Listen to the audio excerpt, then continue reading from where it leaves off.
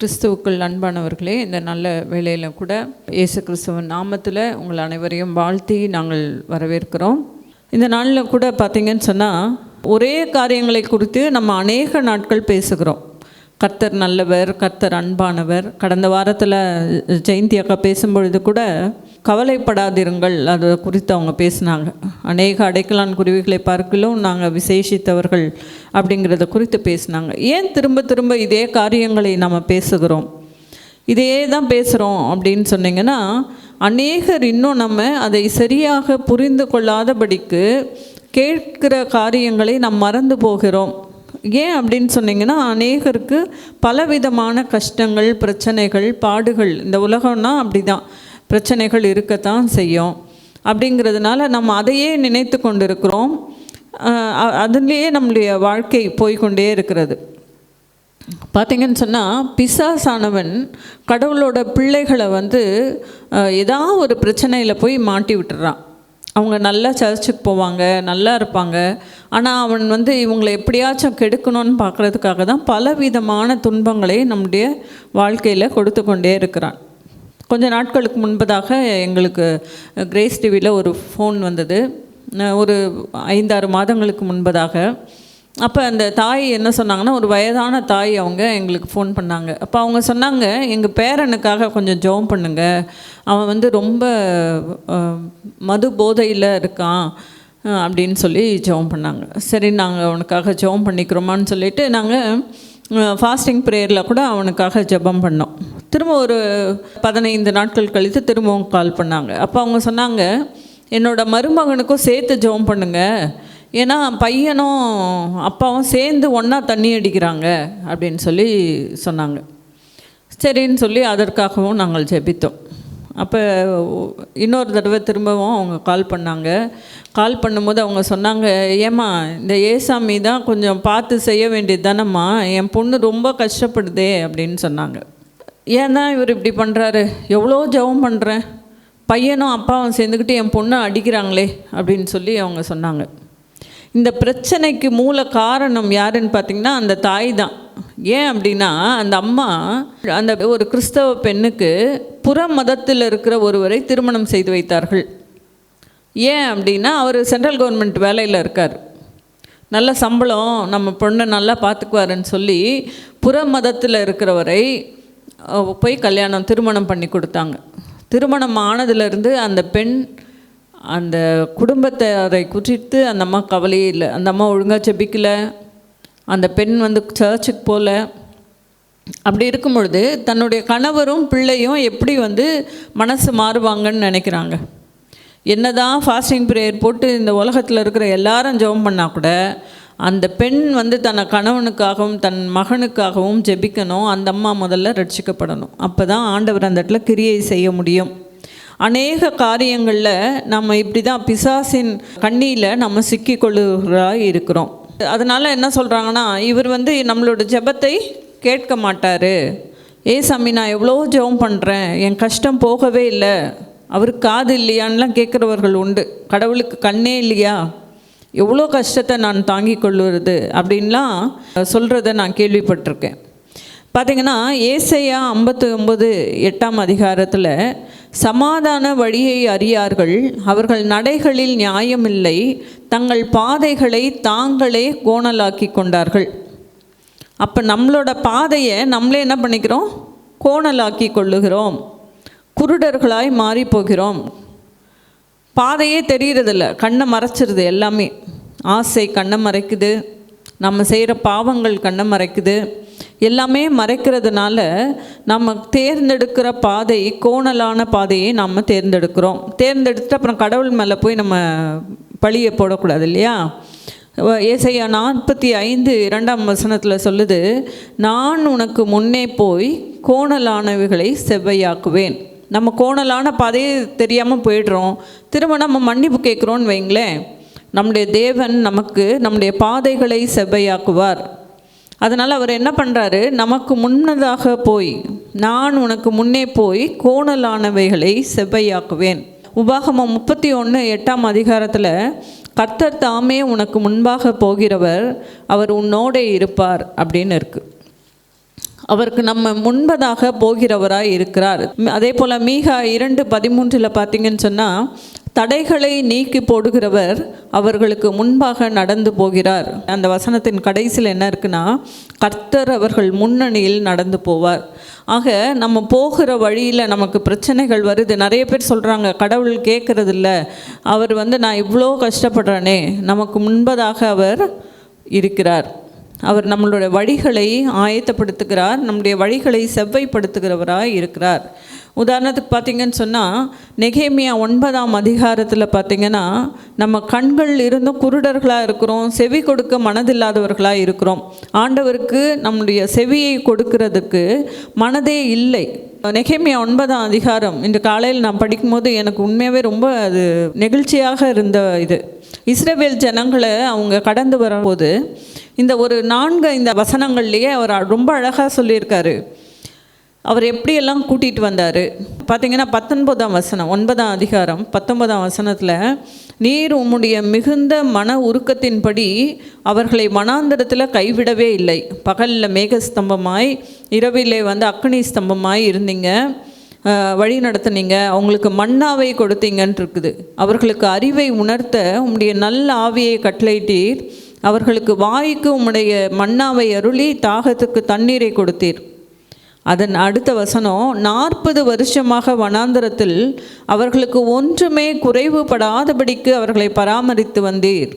அவர்கள் வஸ்திரங்கள் பழமையாக போகவே இல்லை. பழசாவே ஆகலையா? 40 வருஷம் அவங்க வனாந்தரத்தில் நடக்கிறாங்க. கொஞ்ச நாள் நம்ம அப்படியே ஒரே ட்ரெஸ்ஸில் இருந்தோன்னு வைங்களேன், அந்த ட்ரெஸ் எவ்வளோ அசிங்கமாக இருக்கும்ல. ஆனால் அவங்க வனாந்தரத்தில் நடக்கிறாங்க, மணலில் நடக்கிறாங்க, நினச்ச இடத்துல உட்காருவாங்க, நினச்ச இடத்துல படுத்து தூங்குவாங்க. அப்போ எவ்வளோ ட்ரெஸ் எல்லாம் அழுக்காயிருக்கும். ஆனால் அந்த இடத்துல வசனம் சொல்லுது, அவர்களோட வஸ்திரங்கள் பழமையாக போகவும் இல்லை, அவர்கள் கால்கள் வீங்கவும் இல்லை. நம்ம கொஞ்ச நேரம் பஸ்ஸில் போனாலே கால் வீங்கிடுதுங்க. 40 வருஷம் நடக்கிறாங்க.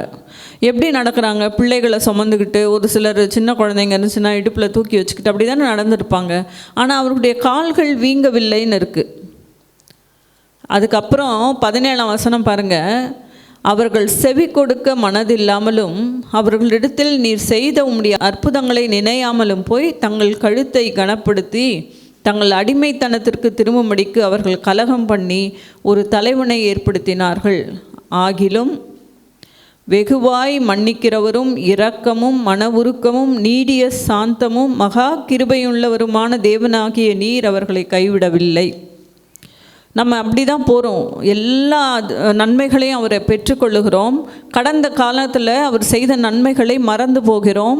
அவர் சொல்லுகிற செயல்களுக்கு நம்ம செவி கொடாமல் போகிறோம். வழியில் நம்முடைய கண்களும் குருட்டாட்டமாக மாறி போகிறது. நமக்கு முன்பதாக அவர் போய் என்ன செய்கிறாராம், இது மாதிரி நம்ம தவறுகள் செய்யும் பொழுது, கோணலான பாதைகளை நாம் தேர்ந்தெடுக்கும் பொழுது நம்முடைய பாதைகளை அவர் செவ்வைப்படுத்துகிறார். அதுதான் பார்த்திங்கன்னா, ஏசாயா 45:2ஆம் வசனத்தில் சொல்கிறாரு, நான் உனக்கு முன்னே போய் கோணலானவைகளை செவ்வையாக்குவேன் அப்படின்னு சொல்கிறார். ஒரு சின்ன கதை, சமீபத்தில் நான் படித்த கதையை நான் சொல்லுகிறேன். ஒரு கணவனும் மனைவியும் பக்கத்து கிராமத்துக்கு ஒரு சாயந்தர வேளையில் போகிறாங்க. கொஞ்சம் தூரம் போகிறாங்க. அவங்க கொஞ்சம் தூரம் போனதுக்கப்புறம் இந்த ஊருக்கும் பக்கத்து ஊருக்கும் இடையில் ஒரு வாய்க்கால், ஒரு பெரிய வாய்க்கால் போகுது. அந்த வாய்க்காலில் கயிற்று பாலம் இருக்கும். அது நிறைய பேர் பார்த்துருக்கலாம். தென்னிந்தியா பகுதிகளில், கன்னியாகுமரி அந்த மாதிரி சைடில் இருக்கும், கேரளாவில் இருக்குது, வடநாடுகளில் கூட அது மாதிரி நான் பார்த்துருக்குறேன். 2 பக்கமும் கயிறில் கட்டப்பட்டிருக்கும், நடுவில் பலகை போட்டிருப்பாங்க. இதில் தான் அவர்கள் கடந்து அந்த வாய்க்காலை தாண்டி அடுத்த ஊருக்கு போகலாம். ஒரு சில ஆறுகள் கூட, ஒரு சின்ன சின்ன ஆறுகளில் இடையில போட்டிருப்பாங்க. அப்போ இவர்கள் அதை கடந்து தான் போகணும். கணவனும் மனைவியும் கடந்து அந்த அடுத்த ஊருக்கு போகிறாங்க.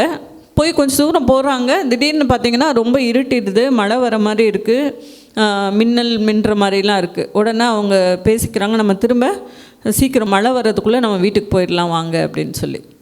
இருவரும் ரொம்ப வேக வேகமாக வராங்க. வர்றதுக்குள்ளே பார்த்திங்கன்னா ரொம்ப இருட்டிடுச்சு, நல்லா காற்றடிக்குது, அப்படியே மழை வர மாதிரி இருக்குது, ஒன்றுமே தெரியல. மின்னல் மின்னுது, இடி இடிக்குது. இந்த அம்மா கொஞ்சம் மின்னல்னால் பயம்தான், எல்லாருக்குமே பயப்படுவோம் இல்லையா? அதே போல் அவர்களுக்கும் பயம் வருது. இப்போ அந்த கயிற்று பாலத்துக்கிட்ட வந்துட்டாங்க. கணவரும் அந்த அம்மாவும் போகிறாங்க. முன்னாடி போகிறவங்க கூட அவங்களுக்கு தெரியல, அந்தளவுக்கு இருட்டாயிருச்சு. அப்போ ரொம்ப பயந்து போய் மனைவி என்ன பண்ணுறாங்கன்னா, அந்த கயிற்று பாலத்தின் ஓரத்தில் கயிறு கட்டியிருப்பாங்க 2 சைடும். அந்த கயிறை பிடித்து கொண்டே அவர்கள் மெதுவாக கடந்து போகிறாங்க. ஆனால் கணவர் என்ன பண்ணிட்டார், கொஞ்சம் வேக வேகமாக போயிட்டார் இந்த அம்மாவை விட்டுட்டு. அவர் பாவம் முதல்ல தப்பிச்சிடலான்னு ஓடினாரா என்னன்னு தெரியல, சீக்கிரமாக முன்னாடி போயிட்டார். இந்த அம்மாவுக்குன்னா கோவம். ஏன்னா செம்மையாக மழையும் பெய்யுது, ஒரு பக்கம் இடி இடிக்குது, மின்னல் மின்னுது. இந்த அம்மா அலறுது பாவம். வீட்டில் இருந்தாலே நமக்கு பயமாக இருக்கும் இல்லையா? அதனால் இந்த அம்மாவுக்கு ரொம்ப பயம். ஒரு கால்வாசி தான் அந்த அம்மா தாண்டி இருப்பாங்க. கத்துறாங்க இந்த அம்மா, ஏங்க நான் சீக்கிரம் வாங்கன்னா இவர் எப்படி வருவார் திரும்ப? பாதி வழியில் அருந்து விழுந்துட்டா என்ன பண்ணுறது? இவர் பயம் இவருக்கு. இந்த அம்மா மெதுவாக அப்படியே போயிட்டே இருக்காங்க. கடவுளெல்லாம் கூப்பிடுறாங்க. ஒரு இடத்துல அவங்க யோசிக்கிறாங்க, இப்படிப்பட்ட ஆளை போய் நம்ம கல்யாணம் பண்ணி வச்சுருக்கோமே, நட்டாத்தில் பொண்டாட்டியை விட்டுட்டு முன்னாடி ஓடிட்டாரேன்னு இந்த அம்மாவுக்கு வருத்தம். போன உடனே வச்சுக்கிறேன் நான் வீட்டில். அந்த அம்மா இதெல்லாம் யோசிக்குது. நம்ம கத்துறோம், இந்த ஆளுக்கு நம்ம கத்துற சத்தம் கூட கேட்கலையேன்னு. ஏன்னா அந்தளவுக்கு காற்று அடிக்குது. இந்த பக்கம் கத்துற சத்தம் அவருக்கு கேட்டுச்சா என்னன்னு கூட தெரியல. இந்த அம்மா ரொம்ப யோசிக்குது. எப்படியும் போனோன்னா நாளைக்கு காலையில், இன்றைக்கி போக முடியாது, நாளைக்கு காலையில் நம்ம பெட்டியை கட்டிக்கிட்டு வீட்டுக்கு போயிடணும், இந்த ஆளை நம்பிட்டுலாம் இருக்கவே முடியாது அப்படின்னு இந்த அம்மா யோசிக்குது. ரொம்ப அழுது பயத்தில் அப்படியே இந்த அம்மா அந்த பாலத்தை கடந்து அந்த பக்கம் போகிறாங்க. போனதுக்கப்புறம் எவ்வளோ கத்திருப்பாங்க பாருங்கள். ஆனால் அங்கே பார்த்தா என்ன நடந்துச்சுன்னா, அந்த தொங்கு பாலம் அருந்து விழுகிற நிலையில் இருக்குது. தன்னுடைய மனைவி வருவதற்காக அவர் அந்த கயிற்றை பிடித்து கொண்டு நின்று கொண்டு இருந்தாராம் அந்த கணவர். அவர் விட்டார்னா அந்த பாலம் அருந்து கீழே விழுந்திருக்கும். இந்த அம்மா தடுமாறி தண்ணிக்குள்ளே விழுந்திருக்கும். ஆனால் இவர் என்ன பண்ணுறாரு, மனைவிக்கு முன்னதாக போய் அந்த கயிற்று பாலத்தை பிடித்து கொண்டிருந்தார் என்று அந்த கதை முடிகிறது. இதே தான் நம்முடைய கடவுளை கூட நம்ம யோசிக்கிறோம் நிறைய தடவை, அவர் என்னை கைவிட்டார் அப்படின்னு சொல்லி. கண்டிப்பாக கிடையவே கிடையாது. யோசுவாவில் பார்த்தீங்கன்னு சொன்னால் ஆண்டவர் சொல்கிறாரு முதல் அதிகாரத்தில், பலம் கொண்டு திடமனதாயிரு, கலங்காதே திகையாதே, நான் உன்னோட கூட இருக்கிறேன்னு சொல்கிறார். அதனால் அநேக ஜனங்கள் அவர் நமக்கு முன்னதாக இருக்கிறார், அதை நாம் அறியாதவர்களாய் இருக்கிறோம். இன்னொன்று பார்த்திங்கன்னா, அவர் நமக்கு உடன் வருபவராய் இருக்கிறார். முதல்ல பார்த்திங்கன்னா நமக்கு முன்னதாக செல்கிறார், முன்னதாக சென்று கோணலானவைகளை செம்மையாக்குகிறார்னு படித்தோம். அடுத்து அவர் நம்மோடு வருகிற தேவனாய் இருக்கிறார். ஆனால் நாம் தான் அவரை அறியாமல் இருக்கிறோம். பார்த்திங்கன்னு சொன்னால் லூக்கா 24ஆம் அதிகாரத்தில் இயேசு கிறிஸ்து மரித்தார், அவர் அடக்கம் பண்ணப்பட்டார். 3ஆம் நாளில் கந்த வர்க்கங்கள், அதாவது வாசனை திரவியங்கள்லாம் எடுத்துக்கிட்டு பெண்கள் கல்லறைக்கு போகிறாங்க. போனால் அந்த இடத்துல அவர் இல்லை, துணிகள் மட்டும் சுற்றி வைக்கப்பட்டிருக்கிறது. இதை போய் இவர்கள் பார்க்குறாங்க. 2 வெண்ணாடை அணிந்தவர்கள் அவங்களுக்கு சொல்கிறாங்க, அவர் உயிர் தெழுந்துட்டாருமா, இங்கே எதுக்கு தேடுறீங்கன்னு. இப்போ இவர்கள் உடனே போய் இந்த 2 பெண்களும் மற்ற 11 சீஷர்களுக்கும் மற்ற கூட இருந்த மற்ற சீடர்களுக்கும் அந்த போய் சாட்சியாக சொல்கிறாங்க, இயேசு கிறிஸ்து உயிரோடு எழுந்துட்டார், அவர் இல்லை கல்லறையில் அப்படின்னு. ஆனால் இவர்களால் நம்பவே முடியல பாருங்கள். இவ்வளோ நாட்கள் கிட்டத்தட்ட 3.5 வருடங்கள் இயேசு கிறிஸ்து கூடவே உடன் இருந்தார்கள். அவர்களுடைய போதனையை கேட்டார்கள். நிறைய இடங்கள் அவர் சொல்லியிருக்காரு, நான் மரிப்பேன், நான் பாடுபடுவேன், நான் மரிப்பேன், 3ஆம் நாள் உயிரோடு எழுந்துடுவேன்னு சொல்லியும் அதை நம்பவே அவர்களால் முடியல. சீஷர்களுக்கே நம்ப முடியல. அப்போ சாதாரண ஜனங்கள் எப்படி நம்புவாங்க பாருங்கள். அதன் பிறகு அதில் என்ன போட்டிருக்குதுன்னா, இவர்கள் பார்த்த அன்னைக்கு இவர்கள் அந்த நியூஸை கேட்டதுக்கப்புறம் கிளியோப்பா என்பவரும் இன்னொருத்தரும் நடந்து போகிறாங்க. எருசலேமிலிருந்து அவர்கள் எம்மாவு என்ற ஊருக்கு, அது கிட்டத்தட்ட ஒரு 11 கிலோமீட்டர், இதில் 8 மைல் தூரம்னு இருக்குது, 11 கிலோமீட்டர் தூரம் வருது. அந்த தூரத்துக்கு இவர்கள் நடந்து பேசிக்கிட்டே போகிறாங்க. அப்போ இவர்களோட கூட இயேசு கிறிஸ்துவும் கூடவே போகிறார். உயிர் தெழுந்த இயேசு அவர்களோட நடந்து போகிறார். ஆனால் அவங்களுக்கு அது தெரியவே இல்லை பாருங்கள். அவருடைய கண்கள், அந்த வசனம் சொல்லுது, அவருடைய கண்கள் அவர்களுக்கு மறைக்கப்பட்டதாக இருக்கிறது. அந்த இடத்துல அவங்களோட பிரச்சனைகளை மட்டும்தான் பேசிகிட்டே போகிறாங்க. ஐயோ அவரை காணுமே, யாரோ தூக்கிட்டு போயிட்டாங்களோ, அவர் எங்கே போனாரோ, இதை பற்றியே தான் அவங்க பேசிக்கிட்டே போகிறாங்க. ரொம்ப கவலையோடு அவர் பக்கத்துலேயே இருக்கிறத அவர்கள் அறியவே இல்லை. இப்படி தான் நாமளும் அநேக நாட்களில் அவர் நம்ம அப்போ அருகில் இருக்கிறார், ஆனால் அதை நம்ம அதை கண்டுக்கிறதே இல்லை. நம்ம கண்கள் மறைக்கப்படுகிறது. ஏன்னா நம்முடைய கவலைகள், கஷ்டங்கள், அதையே தான் நம்ம நினச்சிட்ருக்குறோமே தவிர அவரை பார்க்கிறது கூட நம்ம கிடையாது. அப்போஸ்தலரில் ஒரு வசனம் சொல்லுது, நான் தூரமாக இல்லை, பவுல் சொல்கிறார், அவர் தூரமாக இல்லை, நீங்கள் தேடுற தூரத்தில் தான் இருக்கார். நீங்கள் கையை நீட்டி இப்படி தேடுற அந்த தூரத்தில் தான் இயேசு கிறிஸ்து இருக்கார். ஆனால் நம்ம அதை தேடுகிறவர்களாக இல்லை. பார்த்திங்கன்னா எல்லாரும் அந்த துக்கமுகமாக இயேசு கிறிஸ்தே கேட்குறாரு, இப்போ நீங்கள் யாரை பற்றி பேசுகிறீங்கன்னு கேட்குறாரு. அப்போ கூட அவங்களுக்கு தெரியல இவர் இயேசு கிறிஸ்து தான்ட்டு. அவங்க சொல்கிறாங்க, என்னையா நினச்சிட்ருக்குற, ஊரே இதை தான் பேசிக்கிட்டு இருக்குது, எருசலேம் ஃபுல்லாக இதை தான் பேசுகிறாங்க, அவரை காணோம், ஏசாமின்னு ஒருத்தர் இருந்தார், நாங்கள்லாம் அவர் எங்களை காப்பாற்றுவார்னு நினச்சிக்கிட்டு இருந்தோமே, நம்பிக்கிட்டு இருந்தோமே, அவர் கடைசியில் எங்களை கை விட்டுட்டு போயிட்டாரே, நான் அதை பற்றியே தான் பேசிக்கொண்டு இருக்கிறார்கள் தவிர அவர் உயிர் தெழுந்தார், அவர் நமக்கு அருகில் இருக்கிறாருங்கிறதையே நாம் மறந்து போகிறவர்களாக இருக்கிறோம். அதுலேயே கூட இன்னொரு வசனம் இருக்குது பாருங்கள், அவர் அப்புறம் போகிறவர் போல காண்பித்தார் அப்படின்ட்டு இருக்குது. அவர் பக்கத்தில் தான் இருக்கார், நம்ம தான் அவரை தேடி போனோம். நிறைய தடவை அவர் நம்மளை தேடி தேடி வந்துட்டார், இப்போ நம்ம தான் அவரை தேடி போக வேண்டியவர்களாக இருக்கிறோம். ஆக 2 காரியங்கள். ஒன்று, நமக்கு முன்னதாக அவர் போகிறார், முன்னதாக போய் நம்முடைய பாதைகளை செவ்வைப்படுத்துகிறார். இன்னொன்று, நமக்கு உடன் வருபவராய் இருக்கிறார். எல்லா கஷ்டங்களையும் நமக்கு உடன் வருவாருங்க. நம்ம பாரத்தை அவர் மேலே வச்சுட்டு நம்ம சாதாரணமாக இருந்துட்டாலே அந்த கஷ்டங்கள் தானாகவே விலகி போகும் என்பதை என்னுடைய வாழ்க்கையில் கூட நான் நிறைய அறிந்திருக்கிறேன். ஜனவரி மாதத்தில் கூட திடீர்னு ஒரு பிரச்சனை எனக்கும் எங்கள் கணவருக்கும், நானும் என்னுடைய கணவருக்கும் என்ன பண்ணுறதுனே தெரில, ஒரே குழப்பம். நாங்கள் 2 பேரும் அதை பற்றியே கிட்டத்தட்ட 2 மாதம் பேசிக்கிட்டே இருந்திருப்போம், நான் என் பிள்ளைங்க. இது ரொம்ப பர்சனலான விஷயங்கிறதுனால யாருக்கிட்டையும் வெளியே கூட அதை பேசவே முடியல. எங்களுக்குள்ளேயே ஒரு குழப்பம், இதுக்கு என்ன பண்ணுறது பேசி எங்களுக்குள்ளேயே பேசி இந்த பிரச்சனைகள் பெருசாகுதே தவிர அந்த பிரச்சனை எங்களுக்கு முடிகிற மாதிரி தெரியல. கடைசியில் ஒரு நாள் என் வீட்டுக்காரரும் சொன்னாங்க, இல்லை நம்ம ஜெபம் பண்ணிவிட்டு இதை அதோடு விட்டுறலாம். நான் ஜெபம் பண்ணிட்டேம்மா, அதோட அவ்வளோதான். நானும் ஜெபம் பண்ணிட்டேன், ஏசப்பா நீங்கள் தான் இதை பார்த்துக்கணும். தானாகவே அந்த பிரச்சனை சரியானது. நம்ம பிரச்சனையை பேசிக்கிட்டே இருந்தோன்னா அந்த பிரச்சனைக்கு முடிவே இருக்காதுங்க. நம்ம உடன் வருகிற நம்முடைய இயேசு கிறிஸ்து எல்லாவற்றையும் பார்த்து கொள்ளுவார். நமக்கு முன்னதாக போகிறார் அவர். நம்முடைய தடைகளை நீக்க அவர் வல்லவராக இருக்கிறார். ஒவ்வொரு நாளும் நம்ம ஜெபிக்கும் பொழுதும், ஏசப்பா எனக்கு இப்படி ஒரு பிரச்சனை இருக்குது. நிறைய பிரச்சனைகள் பார்த்திங்கன்னா நம்மளையே தேடிக்கொள்ளுகிறவர்களாக இருக்கிறோம். முதல் வசனத்தில் பார்த்த மாதிரி தங்கள் பாதைகளை தாங்களே கோணலாக்கி கொண்டார்கள். ஒரு பிரச்சனை வருதுன்னா அந்த பிரச்சனையை குறித்து நீங்கள் யோசித்து பாருங்களேன், அதுக்கு மூல காரணம் என்னென்னு யோசித்து பாருங்களேன், அது நம்மளாக தான் இருப்போம். கடன் வாங்காது இருப்பாயின்னு இருக்குது, ஆனால் நம்ம போய் கடன் வாங்குகிறோம் தைரியமாக. கடவுளே எனக்கு இவ்வளோ தேவை இருக்குது, இதை நீங்கள் கொடுங்க சாமின்னு சொல்லிவிட்டு நீங்கள் பேசாமல் ஸ்தோத்திரத்தோடு இருங்களேன், கடவுள் உங்களுக்கு அந்த தேவையை பூர்த்தி செய்கிறவராக இருப்பார். ஆனால் நம்ம அது வரைக்கும் பொறுக்கிறதில்ல, அது வரைக்கும் நம்ம காத்திருக்கிறதில்ல. உடனே போய் கடன் வாங்க துணிகிறோம், கடனை வாங்குகிறோம், கடன் பிரச்சனையில் மாட்டிக்கிறோம், அதில் மூழ்கி போகிறவர்களாய் மாறுகிறோம். எல்லா விஷயங்கள்லையும் சின்ன சின்ன நிறைய விஷயங்கள் பாருங்களேன். ஒரு நம்ம குடும்பங்களில் ஒரு சண்டை வருதுன்னு வைங்களேன், அந்த கடைசியில் பார்த்திங்கன்னா இதை இப்படி ஹேண்டில் பண்ணால் இது நல்லா முடிஞ்சிருக்குமோ, நம்ம தான் தப்பு பண்ணிட்டோமோ, ஒருவேளை நான் தான் கோவப்பட்டனோ அப்படின்னு பார்க்கும்பொழுது பார்த்திங்கன்னா சாதாரணமாக முடியக்கூடிய ஒரு பிரச்சனையை நாம் தான் அதை பெரிதுபடுத்துகிறோம். அதனால் எனக்கு அன்பானவர்களே, ஒவ்வொரு நாளும் நமக்கு தேவைகள், நம்முடைய பிரச்சனைகள் வரும்போது நம்ம உடன் வருகிற இயேசு கிறிஸ்துவக்கிட்ட நம்ம அதை ஒப்படைச்சிட்டோன்னா நம்முடைய பிரச்சனைகளை தீர்க்க அவர் வல்லவராக இருக்கிறார். ஜெபிக்கலாமா? கண்களை மூடி நம்ம ஜெபிக்கலாம். ஏசப்பா, இந்த நல்ல வேலைக்காக நம்ம ஸ்தோத்திரிக்கிறோம் ராஜா. அப்பா, எங்களுக்கு முன்பதாக சென்று கர்த்தாவே எங்களுடைய வழிகளை செவ்வைப்படுத்துகிறவரே உம்மை துதிக்கிறோம் ராஜா. ஸ்தோத்திரிக்கிறோம். எங்களுக்கு உடன் வருகிற அப்பா ஒரு சகோதரராய், ஒரு கர்த்தாவே தோழனாய், கர்த்தாவே நீர் ஒரு தந்தையாய் கர்த்தாவே எங்களோட வருகிறதற்காக உமக்கு நன்றி செலுத்துகிறோம் ராஜா. எத்தனையோ பிரச்சனைகள் கஷ்டங்களின் மத்தியில் அப்பா நாங்கள் இருக்கும் பொழுதும் சுவாமி எங்களுக்கு பதிலளிக்கிற தேவனாய் இருக்கிறபடினாலே உம்மை ஸ்தோத்திரிக்கிறோம்.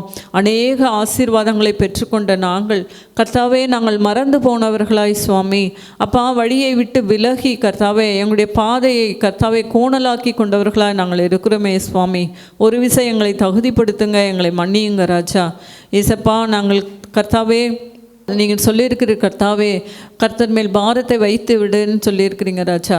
எங்களுடைய பாரங்களை எல்லாம் உங்களுடைய பாதத்தில் வைக்கிறோம் ராஜா. நாங்கள் கர்த்தாவே லகுவாய் நாங்கள் செல்ல எங்களுடைய வாழ்க்கையில் கர்த்தாவே நாங்கள் நன்மைகளை பெற்றுக்கொள்ள நீங்கள் உதவி செய்யுங்க ராஜா. அப்பா கடந்த காலங்களில் கூட கர்த்தாவே நாங்கள் இந்த இந்தியா பாகிஸ்தான் வாருக்காக நாங்கள் ஜெபித்தோம் ராஜா. கர்த்தாவே அதை சமாதானமாய் நீ முடித்து கொடுத்ததற்காக உமக்கு நன்றி செலுத்துகிறோம். அப்பா அந்த எல்லை பகுதிகளில் இருக்கிற மக்களுக்காக நாங்கள் ஜெபித்தோம் ராஜா. எவ்வளவு கர்த்தாவே அவர்கள் பயந்து கொண்டிருந்திருப்பார்கள் சுவாமி. அப்பா ஆனாலும் கர்த்தாவே நீர் சமாதானத்தின் ஆவியை அங்கே ஊற்றினதற்காக உமக்கு நன்றி செலுத்துகிறோம். 2 நாட்டின் தலைவர்களிடத்திலே கர்த்தாவே ஏசப்பா நீங்கள் சமாதான பேச்சுவார்த்தை நடத்தினதற்காக உமக்கு நன்றி செலுத்துகிறோம். நன்றி கர்த்தாவே, நன்றி ராஜா. அப்பா இன்னும் கர்த்தாவே எத்தனையோ பேர் ராஜா எங்களுடைய சேனலுக்கு முன்பதாக அமர்ந்திருக்கிற ஒவ்வொரு மக்களுக்காகவும் வருகிறோம் சுவாமி. அப்பா கர்த்தாவே பிரச்சனைகளின் மத்தியிலே, வியாதியின் மத்தியிலே ராஜா, பாடுகளின் மத்தியிலே அப்பா ஃபீஸ் கட்ட முடியாத ஒரு சூழ்நிலையில் கர்த்தாவே பிள்ளைகள் தவித்து கொண்டிருக்கிறதை நீர் அறிவீர் ராஜா. எல்லாவற்றிற்கும் கர்த்தாவே மேலான தேவன் எங்களுக்கு கர்த்தாவே நிறைவாய் ஆசீர்வாதங்களை கொடுக்கிற தேவனாக இருக்கிற ராஜா. நீர் பார்த்து கொள்ளுங்க ராஜா. அப்பா உம்மாலை மட்டும்தான் ராஜா முடியும் கர்த்தாவே. உலகத்தில் இருக்கிறவனை காட்டிலும் எங்களில் இருக்கிற நீர் பெரியவர் என்பதை நாங்கள் உணர்ந்திருக்கிறோம் சுவாமி. அதிசயங்களின் செய்ய போகிறதுக்காக உமக்கு நன்றி செலுத்துகிறோம். அப்பா இந்த வேளையில் கூட கர்த்தாவே கிரேஸ் டிவிக்காக வருகிறோம் சுவாமி. அப்பா அதனோட கர்த்தாவே ப்ரிப்பரேட்டருக்காக வருகிறோம் ராஜா. கர்த்தாவே அவரை ஆசீர்வதிங்க ராஜா. அவருக்கு இருக்கிற எல்லா தேவைகளை நீர் அறிந்திருக்கிறீர் சுவாமி. தேவைகளை நீங்கள் கர்த்தாவே பூர்த்தி செய்யுங்க ராஜா. அப்பா எங்களுடைய சேனலுக்கு தேவையான அப்பா அந்த ஆடியோ மிக்சர் தேவை ராஜா. கேமரா ஒன்று தேவைப்படுகிறது அப்பா. கர்த்தாவே எல்லாவற்றையும் நீங்கள் கொடுக்கப்படுறதுக்காக மக்கள் நன்றி செலுத்துகிறோம். அப்பா நீங்கள் சர்வ வல்ல தேவன் ராஜா. நீ நினைத்தால் ஆகாதது எதுவுமே இல்லை கர்த்தாவே. அப்படியும் கர்த்தாவே இந்த ஊழியத்தில் எங்களோடு இணைந்து செயல்படுகிற ஒவ்வொரு அக்காமார்கள் அண்ணன்மார்களையும் உடைய பாதத்தில் வைக்கிறோம் ராஜா. அவர்களை ஆசீர்வதிங்க ராஜா. அவங்களுடைய குடும்பங்களே ஆசீர்வதிங்க சுவாமி. எங்களோட அனைத்து கர்த்தாவே நிகழ்ச்சிகளையும் கர்த்தாவே உடைய பாதத்தில் வைக்கிறோம் சுவாமி. அப்பா நீர் எங்களோடு இருந்து எங்களை வழிநடத்த போகிறதுக்காக இயேசு கிறிஸ்துவ நாமத்தில் ஜெபிக்கிறோம் நல்ல பிதாவே. ஆமேன்.